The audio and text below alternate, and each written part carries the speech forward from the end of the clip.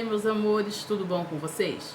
Bem, em nossa aula de história de hoje, nós vamos trabalhar o conteúdo do Reino Unido ao Império. E depois dessa fase, nós vamos conhecer a história da independência do Brasil. Como se deu esse fato histórico. Então, do Reino Unido ao Império, foi uma fase que aconteceu no século XIX, onde as tropas francesas invadiram Portugal. Devido a essa invasão, a família real teve que mudar-se para o Brasil. Sendo assim, a sede do governo de Portugal foi transferida para o Rio de Janeiro. Com a vinda da família real para o Brasil, eles trouxeram consigo muitos funcionários da corte, ministros, juízes, conselheiros, porém, todo o trabalho braçal continuava sendo feito pelos escravos. Logo ocorreu a transmigração da família real. O que é transmigração?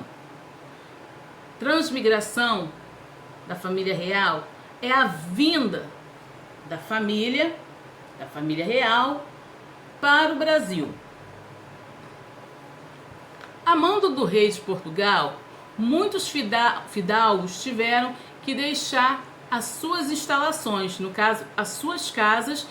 Eles tiveram que ceder suas casas para a corte portuguesa se instalar, morar. O selo da família real era colocado nas portas das casas e ninguém podia contestá-los. Os habitantes que moravam ali, as pessoas que moravam naquelas casas, naquelas residências, tinham que se retirar para que a família real se instalasse ali naquela residência. O príncipe regente, que governava Portugal, foi substituído por sua mãe, Dona Maria, que havia ficado louca. E para melhor governar, o Dom João, ele tomou várias medidas. Entre as medidas que Dom João tomou, ficou sendo uma delas a extinção da colônia, levando-a à condição, a categoria de Reino Unido de Portugal. Iniciava-se então nessa época a época do Reino Unido. Vivenciamos aí agora a época em que o reino se juntou, Portugal e Brasil. Podendo então Dom João observar muitas necessidades em nossas terras. E com o falecimento da sua mãe, Dona Maria, Dom João tornou-se imperador do Reino de Portugal, com o título de Dom João VI. Depois que as tropas de Napoleão, as tropas napoleônicas, deixaram Portugal, Dom João, não só Dom João, mas a corte também, eles retornaram para Portugal, deixando aqui no Brasil o seu filho, Dom Pedro, como príncipe regente.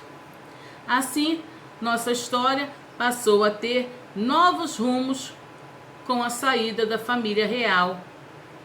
Então, nesse contexto, em 1806, Napoleão estabeleceu o bloqueio continental, decreto que impedia os países europeus de manterem relações comerciais com a Inglaterra. Entre os países sob o bloqueio estava Portugal, que se recusou a aceitar as ordens do imperador francês. No ano seguinte, após negociar secretamente com a Espanha, Napoleão decidiu invadir Portugal. Devido a essa invasão, Portugal transferiu a sede da monarquia da metrópole, no caso Portugal, para a então capital da colônia portuguesa, o Rio de Janeiro. Foi o que eu acabei de explicar para vocês, né? Quando Napoleão ele invadiu Portugal, a família real mudou-se para o Brasil e transferiu a sede do governo deles para o Rio de Janeiro. Em janeiro de 1888, fugindo de Napoleão, a família real desembarcou no Brasil, trazendo uma estrutura institucional, hábitos da corte e etc. A vinda da família real portuguesa para o Brasil ocorreu em 28 de novembro de 1807 e a comitiva aportou no Brasil em 22 de janeiro de 1808. O refúgio no Brasil foi uma manobra inédita do príncipe regente, Dom João, para garantir que Portugal continuasse independente, quando foi ameaçado de invasão por Napoleão Bonaparte. Após o retorno da família real, o Brasil continuou como Reino Unido ao de Portugal. No caso aí, fez uma união de Portugal com o Brasil. Por isso que tem esse nome de Reino Unido. Por mais de 15 anos, os políticos portugueses, entretanto, pretendiam transformar o Brasil novamente em uma simples colônia. Governava o Brasil, em nome de Portugal, o príncipe herdeiro, Dom Pedro I. Os portugueses, contudo, exigiram o seu retorno a Portugal. Os partidários do príncipe pediram que ele permanecesse no Brasil, e ele atendeu ao pedido em 9 de janeiro de 1822, data conhecida desde então por Dia do Fico, por causa da resposta positiva de Dom Pedro. Se é para o bem de todos e felicidade geral da nação, estou pronto. Digam ao povo que fico. Então, o que significa o Dia do Fico? Foi o dia em que os partidários pediu para que Dom Pedro I continuasse aqui no Brasil, porque o pai dele enviou uma carta para ele, né, pedindo para que ele retornasse, porque os políticos estavam pediram o retorno de Dom João, e como só foi Dom João, eles exigiram que Dom Pedro voltasse também. Aí, Dom João mandou a carta para o filho dele, que estava aqui no Brasil, mas os partidários pediram que Dom Pedro não fosse para o Brasil. Então, Dom Pedro falou: já que vocês não querem que eu vá, isso é para o bem geral da nação, diga ao povo que eu fico. Então, por isso que ficou esse nome, o dia ficou conhecido como Dia do Fico. Agora nós vamos para uma nova fase, tá? Tudo isso que aconteceu levou a dar um rumo, uma guinada para a independência do Brasil.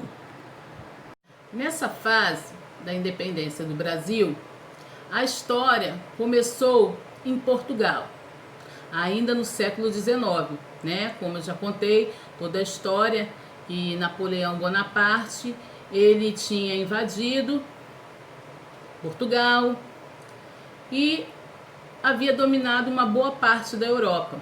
Então, Dom João, o príncipe regente de Portugal, recebe uma carta de Napoleão Bonaparte. Nessa carta, Napoleão Bonaparte avisava que se Dom João continuasse a negociar com a Inglaterra, a França iria invadir Portugal.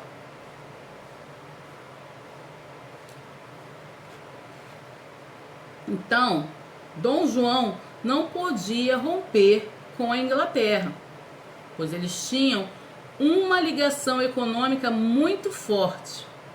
Assim, contrariando Napoleão Bonaparte, Portugal acabou sendo atacada. A coroa portuguesa sai de Portugal e vem para o Brasil em 1808. E Dom João VI era casado com Carlota Joaquina e tinha vários filhos com ela. E em 1815, o Brasil foi elevado a Reino de Portugal. E Dom João governava Portugal e o Brasil ao mesmo tempo. Mas Portugal exigiu a volta do rei Dom João, que nesse momento ele estava no Brasil. Quando Dom João retornou para Portugal, foi exigida a volta também do filho dele, tá? Dom Pedro. Toda essa exigência na volta do rei e do príncipe era uma estratégia para diminuir a influência da corte no Rio de Janeiro. Iniciaram um manifesto para pedir que o príncipe continuasse ali no Brasil. Então, Dom Pedro permaneceu no Brasil, como eu falei com vocês, né, que foi até como ele falou, separa o bem, bem de todo, né, e foi criado aí, no caso, esse dia, o dia do fico, onde Dom Pedro resolveu permanecer no Brasil, governando no lugar do seu pai, Dom João. Mas Dom João não queria governar através do filho dele. O que ele fazia?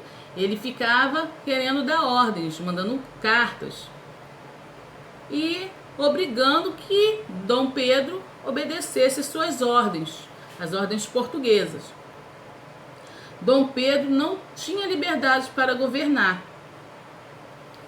O pai dele, ele sempre mandando lá de Portugal as ordens do que ele deveria fazer aqui no Brasil. Ele não tinha liberdade para tomar uma decisão. E isso ficou claro depois que Dom João VI enviou uma mensagem para o seu filho, Dom Pedro, no dia 7 de setembro de 1822, Dom Pedro se revoltou depois que recebeu aquela carta do pai dele. Então, às margens do rio Ipiranga, Dom Pedro resolveu proclamar a independência do Brasil do Reino de Portugal. A independência do Brasil é um dos acontecimentos mais importantes para a história do país. Esse episódio corresponde à quebra do domínio português sobre a nação, principalmente nas relações econômica e política. De acordo com a história da independência do Brasil, aconteceu no dia 7 de setembro de 1822, aclamada, né, no caso, por Dom Pedro I. Observação aqui nesse fato, tá? Após a morte da mãe, Dona Maria I, Dom João foi aclamado como rei e passou a ser chamado de Dom João VI. Grito do Ipiranga. O grito do Ipiranga foi o grito que Dom Pedro deu às margens do rio Ipiranga, por isso que tem esse nome, querendo de vez romper com Portugal. Ele já não estava aguentando mais esse domínio português sobre o Brasil. Então, após o dia do fico, no dia 9 de janeiro de 1822, Dom Pedro traçou uma série de medidas que mudariam definitivamente a história do Brasil. Convocou uma Assembleia Constituinte, organizou a Marinha de Guerra e obrigou as tropas de Portugal a voltarem para o reino, exigindo uma exigindo que nenhuma lei entraria em vigor sem sua aprovação. Durante uma viagem para São Paulo e Minas Gerais, na tentativa de acalmar os ânimos da sociedade abalada com os últimos acontecimentos, o príncipe regente recebeu um documento da Corte de Lisboa informando sobre a anulação da Assembleia Constituinte. Tal fato fez com que Dom Pedro retornasse a Portugal e anunciasse o fim dos laços e influências portuguesas sobre o Brasil. Então, no dia 7 de setembro de 1822, às margens do rio Ipiranga, em São Paulo, Dom Pedro pôs fim à era Brasil Colônia e declarou a independência do Brasil. A independência do Brasil fez com que fosse criado um hino para homenagear esse fato histórico. Então, para homenagear o fato histórico que marcou a separação entre Brasil e Portugal, o poeta e jornalista Evaristo da Veiga, em agosto de 1822, compôs o hino da independência do Brasil. A composição foi musicada pelo maestro Marcos Antônio da Fonseca, Portugal. O hino que nós cantamos, no dia 7, onde todo ano nós comemoramos esse dia, o Dia da Independência do Brasil.